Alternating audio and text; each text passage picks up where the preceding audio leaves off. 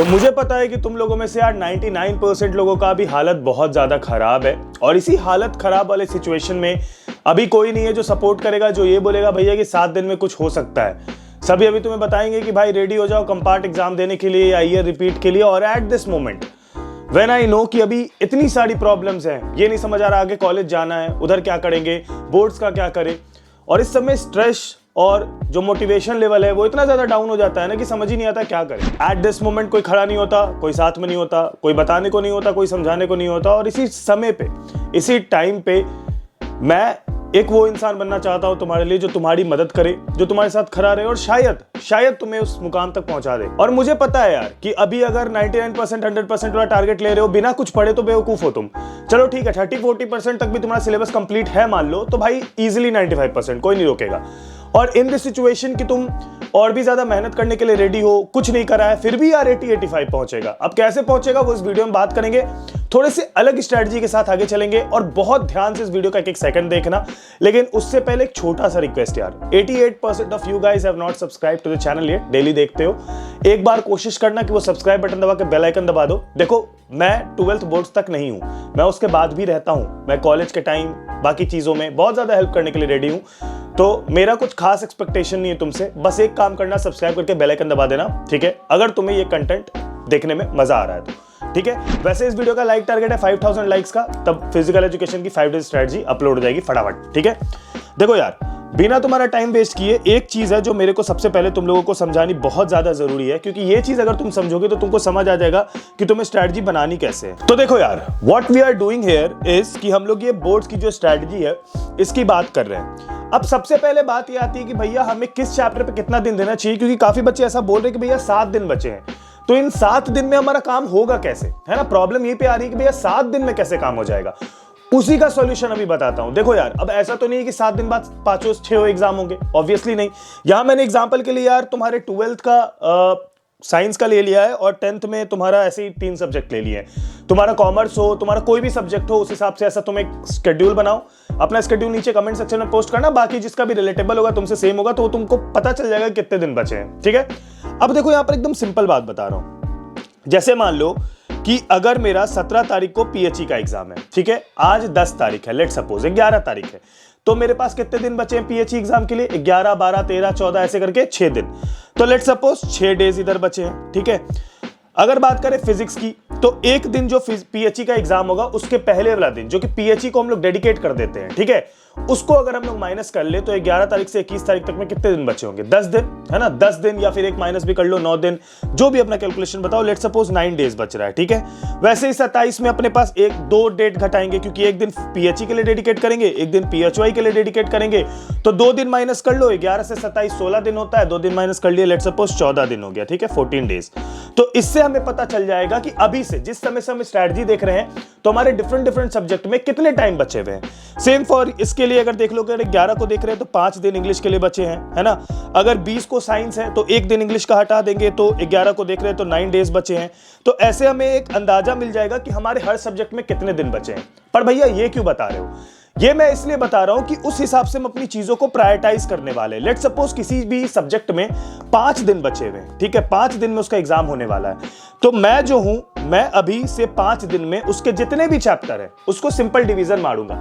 Let suppose अगर हम लोग फिजिकल एजुकेशन की बात कर रहे हैं तो 10 चैप्टर्स है इन टोटल, 10 चैप्टर से 5 दिन है, 5 दिन डिवाइड किया, ऐसे 2 चैप्टर पर डे मेरे को अभी से करना शुरू करना पड़ेगा, तभी मैं पूरा सिलेबस कंप्लीट कर पाऊंगा और तभी मैं पेपर में कुछ लिख पाऊंगा। Same goes for physics. Let suppose physics के लिए 7 डेज बचे हुए हैं अगर, तो 7 डेज में फिजिक्स में मान लो 14 चैप्टर है, तो 7 से डिवाइड किए, यानी कि इसमें भी 2 चैप्टर पर डे। तो इससे तुमको अभी से लेके उस एग्जाम के डेट तक का आइडिया लग जाएगा जितने दिन बचे हुए हैं। ये करने के बाद कि तुम्हें ये पता चल जाएगा कि तुम्हें कितना दिन देना है उस पर्टिकुलर चैप्टर में और कितना चैप्टर तुमको एक दिन में करना है, ठीक है। उसके बाद क्या करना है वो भी बताता हूं। मुझे पता है ये बात कि तुम लोगों में से यार 99% बच्चे ऐसे हैं जिनको अभी बोर्ड से ज्यादा ये टेंशन हो रहा है कि बोर्ड्स के बाद क्या होगा। तुम्हें मैं बता दूं कि अगर तुम इस बोर्ड्स की 7 डेज स्ट्रेटजी को भी फॉलो करते हो, जिसको कि मैंने जैसे बताया उसको अगर तुम लेके जाते हो, तो जितने भी तुम्हारे कॉम्पिटिटिव एग्जाम्स होते हैं जैसे कि जेई हो गया, बिटसेट हो गया, एनसेट हो गया, उसके लिए भी तुम आधा प्रिपेयर हो जाओगे। इस स्ट्रेटजी से तुम ये मत समझो कि सिर्फ तुम्हारा बोर्ड्स को लेके कॉन्फिडेंस बूस्ट होगा, बल्कि उसके साथ साथ तुम्हारा इन एग्जाम्स में भी कॉन्फिडेंस बूस्ट होगा, जो कि तुम्हारे 12th की बाद की जर्नी में तुम्हारी मदद करने वाले हैं। जैसे कि मैं एग्जांपल में दे दूं कि अगर मान लो तुमने इंग्लिश की प्रिपरेशन की, तो बिटसेट और एनसेट का जो इंग्लिश वाला पैटर्न है या फिर इंग्लिश वाला जो कॉलम है, सेक्शन है, वो तुम्हारा पूरी तरीके से कंप्लीट हो जाएगा। और मैथ्स का तो तुमको पता ही, अगर मैथ्स अपन प्रिपेयर कर रहे हैं तो कहीं ना कहीं हम लोग हर एंट्रेंस एग्जाम के लिए साथ ही में प्रिपरेशन करते चल रहे हैं। प्रीवियस ईयर क्वेश्चन जब भी तुम सॉल्व करते होगे या फिर मॉक टेस्ट सॉल्व करते होगे किसी भी कॉम्पिटिटिव एग्जाम का, तो तुम्हें यह जरूर रियलाइज होता होगा कि यहां पर वही बोर्ड्स के बेसिक्स कांसेप्ट लग रहे हैं और क्वेश्चन सॉल्व हो जा रहा है। लेकिन हम लोग का प्रिपरेशन तो चलो हो जाएगा भैया, स्ट्रेटजी के साथ हम लोग बोर्ड्स का और कॉम्पिटिटिव एग्जाम का भी प्रिपरेशन कर लेंगे, बट हमें यह पता होना चाहिए कि कौन सा एग्जाम किस डेट को होता है। जैसे कि हमारा जो एनसेट एग्जाम है, जो कि न्यूटन स्कूल ऑफ टेक्नोलॉजी में एडमिशन लेने के लिए होता है, उसका डेट है 26 मार्च और उसके रजिस्ट्रेशन के जो लास्ट डेट्स हैं वो है 20 मार्च। भाई न्यूटन स्कूल ऑफ टेक्नोलॉजी जो है ना, वो एक अलग ही लेवल का कॉलेज है, क्योंकि तुम्हें पता है यहाँ के 30% बच्चे फर्स्ट ईयर में ही इंटर्नशिप क्रैक कर ले रहे हैं और जो बाकी के 70% है वो सेकंड ईयर तक सब लोग इंटर्नशिप क्रैक कर ले रहे हैं। और मैं बता दूं कि यहाँ के बच्चों का जो एवरेज स्टाइपेंड मिल रहा है उनको इंटर्नशिप में, वो है 30,000 पर मंथ। यहाँ के बच्चे इंटर्नशिप कर रहे हैं उन कंपनीज में जिनको आप बहुत अच्छे से जानते होंगे, जैसे कि रेजर पे, मूव इन सिंह और भी बहुत सारे ऐसी टॉप कंपनीज। और आपको मैं बता दूं कि यहाँ के बच्चे जो हैं वो हार्वर्ड एशिया कॉन्फ्रेंस और विकिमीडिया के हैकाथॉन में भी पार्ट ले रहे हैं। यहाँ के बच्चे इन इंटरनेशनल इवेंट्स के लिए भी सिलेक्ट हो रहे हैं साथ में। ये सब इसीलिए पॉसिबल हो पा रहा है ना, क्योंकि न्यूटन स्कूल ऑफ टेक्नोलॉजी का जो करिकुलम है ना, वो बिल्कुल एक एडवांस करिकुलम है, जो कि बनाया गया है टॉप टेक लीडर्स के द्वारा। इनकी जो फैकल्टीज है वो टॉप स्टार्टअप्स और कंपनीज के टेक लीडर्स रह चुके हैं, जैसे कि गूगल, मेक माई ट्रिप, सिस्को और स्विगी। इन कंपनीज के जो टेक लीडर्स है वो यहाँ के फैकल्टीज हैं। किसी भी दूसरे कॉलेज में कोडिंग पे जो है यार सेकंड ईयर से फोकस किया जाता है, but Newton school of technology में कोडिंग आपके फर्स्ट डे से ही शुरू हो जाता है। जैसा कि मैंने तुम्हें बताया था कि इंग्लिश का एग्जाम पैटर्न इसमें भी होता है, लेकिन इसका पैटर्न थोड़ा सा डिफरेंट है, क्योंकि इसमें तुम्हारे एप्टीट्यूड और बेसिक नॉलेज को भी चेक किया जाता है और इसमें टोटल 3 सेक्शंस होते हैं। इसके बारे में और भी ज्यादा जानकारी के लिए तुम इनके प्रैक्टिस सेट्स या फिर इनके प्रीवियस ईयर पेपर्स चेक कर सकते हो इनकी वेबसाइट से, जो कि तुम्हारी प्रिपरेशन के लिए काफी ज्यादा हेल्पफुल रहेंगे। और ये भी बता दूं कि अगर तुमने एनसेट में अच्छा परफॉर्म किया तो तुम्हें स्कॉलरशिप्स भी मिलेगा। सबसे बेस्ट पार्ट तो ये है कि ये कंप्लीटली ऑनलाइन है, तुम इसको घर बैठ के दे सकते हो और अपना एक सीट जो है उसको कंफर्म कर सकते हो, टॉप टेक लीडर बन सकते हो फ्यूचर में न्यूटन स्कूल ऑफ टेक्नोलॉजी में जाके। सो मेरा तो सजेशन यही है कि तुम सभी इस एग्जाम को एक बार ट्राई जरूर करो। इसके लिए कुछ नहीं करना है, लिंक मैं डिस्क्रिप्शन में दे रहा हूं, वहां से जाके फटाफट रजिस्टर कर लो। और मैं तुम्हें बता दूं कि इसके रजिस्ट्रेशन की जो लास्ट डेट है वो 20 मार्च है, तो उससे पहले ही कर लेना भाई। तो देखो, अब मैंने तुम्हें बता दिया है कि तुम्हें क्या करना है अपने फ्यूचर के लिए, लेकिन एट द अदर हैंड जब मैंने तुम्हें यह बताया अपने शॉर्ट टर्म गोल के लिए, जो कि है हमारा syllabus completion at the same time scoring, अब हमें जब ये चीज पता चल गया है कि किसी एक पर्टिकुलर सब्जेक्ट के लिए हमें कितने दिन मिल रहे हैं और एक दिन में हमें उसके कितने चैप्टर्स करने हैं। देखो यार, ऑब्वियस सी बात है, अगर अभी तक कुछ नहीं पढ़ा है तो ये बात एकदम क्लियर है। अगर रिवीजन के लिए भी इस वीडियो को देख रहे हो तो सेम पैटर्न फॉलो करना है, जैसे कि कुछ नहीं पढ़ा हो, ठीक है? क्योंकि ये बात बिल्कुल क्लियर है कि तुमको अब per day on an average, जब मैंने कैलकुलेशन मारा एक साइंस स्ट्रीम के लिए या फिर डिफरेंट स्ट्रीम्स के लिए, तो पर डे का एवरेज निकल के आ रहा है कि एक दिन में तुमको अराउंड 6 से 7 चैप्टर करने पड़ेंगे। अब तुम सोच रहे हो कि भैया ये 6 से 7 chapter will be a very very difficult task for me, तो तुम बहुत गलत हो। मैं तुम्हें बता देता हूं, जैसे जैसे एग्जाम्स होते जाएंगे वैसे वैसे लोड और प्रेशर घटता जाएगा, वैसे वैसे पर्टिकुलर सब्जेक्ट के लिए टाइम ज्यादा मिलता जाएगा। जो स्टार्टिंग के एग्जाम है उस पे अपना फोकस और प्रायोरिटी अभी बढ़ा दो। जैसे कि फिजिकल एजुकेशन, फिजिक्स, क्लास 12 के एग्जाम्पल का लेके बोल रहा हूं, तो फिजिकल एजुकेशन, फिजिक्स स्टार्टिंग के एग्जाम है, अब इस पे प्रायोरिटी को थोड़ा सा बढ़ा दो। केमिस्ट्री में अभी काफी टाइम है, 10 ही चैप्टर है, एक दिन में एक चैप्टर भी करेंगे, 3 घंटे भी देंगे तो काफी है। लेकिन फिजिक्स में यार एक दिन में कम से कम 2 चैप्टर, फिजिकल एजुकेशन में एक दिन में कम से कम 2 चैप्टर अभी से करके चलना पड़ेगा। और ये 4 चैप्टर्स करने के लिए आप लोगों को फिजिकल एजुकेशन में 3 घंटे की रिक्वायरमेंट, फिजिक्स में कम से कम 5 घंटे की रिक्वायरमेंट, केमिस्ट्री में 2.5 से 3 घंटे की रिक्वायरमेंट, और मैथ्स में आप काफी स्लो जा सकते हो क्योंकि अभी एग्जाम में बहुत टाइम है। तो आप उससे ये अनुमान लगा सकते हो, जब आप ये एक चार्ट अपना प्रिपेयर कर लोगे कि मेरे को कौन सा एग्जाम कब पढ़ रहा है, और आप अपना जो पूरा का पूरा प्रोसेस है उस हिसाब से चलाओगे, तो आपके लिए चीजें आसान हो जाएंगी। अब काफी बच्चे पूछ रहे भैया कि स्कोरिंग कैसे करेंगे। चलो सिलेबस कंप्लीशन हो गया, एग्जाम में लिखेंगे क्या, कैसे लिखेंगे? देखो यार, बहुत सिंपल बात, इस साल का पेपर पैटर्न तुम्हारा पूरी थ्योरेटिकल जा रहा है। मतलब मैं जितना देख सकता हूं मुझे तो थ्योरी दिखती है। मैं तुम्हें बस इतना बताना चाह रहा हूं, क्योंकि ये पैटर्न्स जो है वो काफी ज्यादा थ्योरेटिकल जा रहे हैं, काफी ज्यादा टू द पॉइंट जा रहे हैं, तो इससे जो क्लियर लॉजिक और कह सकता हूं सिंपल सेंस निकल रहा है वो यही निकाल रहा है कि अगर तुम अपने उस 2 घंटे या 1.5 घंटे के वन शॉट से वो सारी चीजें एक्वायर कर पा रहे हो जो कि उसमें दे रखी है, तो it is helping you a lot. क्योंकि तुम्हारे पास एक बहुत बड़ी लाइब्रेरी बन जाएगी वोकैब्स की भी, जो कि आप सीबीएसई के पेपर में लिख के आते हो, तो it gives you hire marks. मैं भी अपने टाइम पे भाई, मैं तुम्हें बता दे रहा हूं, फाइन आर्ट्स नाम का एक सब्जेक्ट था मेरा, तुम लोग में से काफी लोगों का होगा, किसका है तो बताना। उसमें मेरे भाई 50 नंबर का पेपर था, और उस 50 नंबर के पेपर में मैं बता रहा हूं 8-8 नंबर के 5-5, मतलब 8-8 नंबर के 5 मुझे शॉर्ट नोट्स, लॉन्ग नोट्स लिखने थे।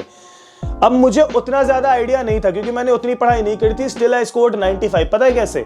कुछ नहीं करा भाई, कुछ नहीं करा। पता है क्या किया? सिंपल यही किया कि बैठ के 4-5 अच्छे वर्ड्स निकाले उस आंसर के लिए जो मुझे दिमाग में याद थे। उन कीवर्ड्स को कहीं पर नोट किया मैंने, उठाया, पेपर में गया, पेपर में बैठा, एक बढ़िया पैराग्राफ बनाया, उन 5-6 कीवर्ड्स को घुसाया जो इंपॉर्टेंट थे, अंडरलाइन मारा और स्कोर आ गया। सीबीएसई का अगर तुम्हें लगता है ना कि दे वांट कि तुम्हें 100% चीजें आनी चाहिए, ऐसा नहीं है। उनको चाहिए कि तुमको एक बढ़िया आइडिया हो, नॉट बेसिक बट एक बढ़िया आइडिया हो। तुम्हें पता है कि इस क्वेश्चन में क्या पूछा गया है और तुम्हें पता है कि उसका आंसर क्या हो सकता है, उसमें पूछना क्या चाह रहे हैं। तो पॉइंट ये नहीं है, पॉइंट तो ये है कि भैया हम लोग अपना सिलेबस जो है टाइम से कंप्लीट कर लेंगे। टाइम मैंने तुम्हें बता दिया किसमें कितना देना है, किसमें कितना इन्वेस्ट करना है। लेकिन जो मेन पॉइंट आता है ना, जहां पर मेन मेहनत आता है, वो यही आता है कि how the outcome will come. ठीक है, मुझे पता है अभी के टाइम में काफी बच्चे ये कंफ्यूज्ड है भैया कि मेरे पास इतना टाइम नहीं है तो मैं नोट्स कैसे बनाऊं। तो तुम्हारे नोट्स के लिए थोड़ा सा काम मैंने आसान किया है। ठीक है, फिजिक्स के नोट्स और तुम्हारे फिजिकल एजुकेशन के नोट्स, दोनों बेस्ट इंडिया के हैंड रिटन नोट्स आपको मिल जाएंगे। आपको कुछ नहीं करना है, उसके लिए आप मेरे टेलीग्राम पे चल जाओ। आपको जो लास्ट मैसेज दिखेगा उस मैसेज में देखना, आपको सारी डिटेल्स मिल जाएगी। अभी तुम लोगों के लिए फिर से ऑफर को मैंने वापस से चालू करवाया है, तो उसको एक बार चेक कर लेना। ठीक है, अब एक चीज तुम्हें बता देता हूं, हमारे पास अभी इतना टाइम नहीं है that we can focus on previous year question, NCERT questions and everything. नहीं है भाई, क्लियर हूं मैं। ठीक है, अभी अपना फोकस रखो कि जितना आउटकम मैं अपने वन शॉट से खींच सकूं मैं खींच लूंगा। ठीक है, क्वेश्चन किस प्रकार के आते हैं ये जानना जरूरी है और इसके लिए पीवाईक्यूज करना जरूरी है। तो अगर तुम एक इतना काम रखो कि वन शॉट कर लो, एक अच्छा नोट्स बना लो या फिर हमारे जो नोट्स है वो ले लो, और उसके बाद लास्ट प्रोसेस में अगर तुम लोग पीवाईक्यूज कर लो सिर्फ, तो वो इनफ है। बस कोशिश ये करनी चाहिए कि भाई topic wise previous year question, एक चैप्टर से जो भी 20 से 25 क्वेश्चन प्रीवियस ईयर है उसको इतना कंठस्थ कर ले भैया कि वो अगर आ गया वापस से या फिर पूछ लिया गया तो वो तो मैं लिख के आऊंगा। तो एट दिस टाइम जो पूरा प्रोसेस होना चाहिए ना, वो यही होना चाहिए that we are watching our one shot से we are acquiring as much as I can, और उसके बाद what we are doing is कि हम उसके बाद प्रीवियस ईयर क्वेश्चन बना रहे हैं और अपना जो नोट्स है उसको एग्जाम पे रिवीजन के लिए रख रहे हैं और बीच बीच में उसको रिवाइज करते चल रहे हैं। अगर हम लोग अपना पूरा का पूरा फोकस अभी क्वेश्चंस बनाने पर कर देंगे ना तो हमारा काम खत्म हो जाएगा। सिंपल है भाई, 100% ऑफ द टाइम में आप कोशिश करो, जो आप 100% ऑफ द टाइम एक चैप्टर में लॉट करो, let's suppose that is 2.5 hours, तो उस 100% टाइम में कोशिश करो कि at least 60% will be your theory, यानी कि आपका वीडियो होना चाहिए, वन शॉट होना चाहिए। ठीक है, 60 के बाद आपका 30% जो होना चाहिए वो प्रीवियस ईयर क्वेश्चंस होना चाहिए, and the rest 10% can be anything. तुम YouTube पे मोस्ट एक्सपेक्टेड क्वेश्चन देख लो, तुम कुछ भी कर लो, या फिर वो 10% को अपने नोट्स में डाल दो अगर तुम नोट्स हमारे वाले नहीं ले रहे हो तो। समझ आ गया? तो इन 3 केसेस में आपको अपना जो ये स्प्लिट है ना, इस पे काम करना पड़ेगा। अगर ये स्प्लिट पे काम कर लिए, ये पता कर लिए कि एक सब्जेक्ट जो मेरा एग्जाम होने वाला है उसमें भी कितने दिन बचे हैं, नंबर ऑफ चैप्टर से उस दिन को डिवाइड कर दिए, ये पता कर लिए कि एक दिन में कितने चैप्टर निपटाने पड़ेंगे, तो all we have to do is to start. ठीक है, और अगर तुम यही सेम प्लान के साथ अभी से स्टार्ट करते हो, आई can guarantee you that you can score what you want. ठीक है, एटलीस्ट जो अभी रो रहे हो ना भाई, डर लग रहा है, परेशान हो रहे हो, एटलीस्ट उससे तो बहुत ऊपर आ जाओगे, इसकी तो गारंटी है। बस लगना पड़ेगा, और अगर लगने का मन है, लगता है कि कर लेंगे, तो भैया नीचे कमेंट सेक्शन में जरूर कमेंट करना कि भाई I will do it, challenge accepted.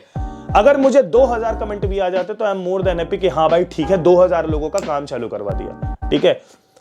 और मैं ये चीज गारंटी देता हूं भाई कि तुम कभी रिग्रेट नहीं करोगे इसको फॉलो करके। I can guarantee you that this will help you and this will stand you to a mark जहां पर तुम अभी पॉसिबिलिटीज भी नहीं देख पा रहे थे। बस ये प्लान फॉलो करके अपना काम कर लो, ठीक है। आई होप कि तुम्हें वीडियो पसंद आई होगी। 5000 लाइक्स करा देना यार, फिजिकल एजुकेशन की वीडियो ड्रॉप हो जाएगी। तब तक के लिए अपना ख्याल रखना। Bye, take care and peace. जय हिंद, वंदे मातरम।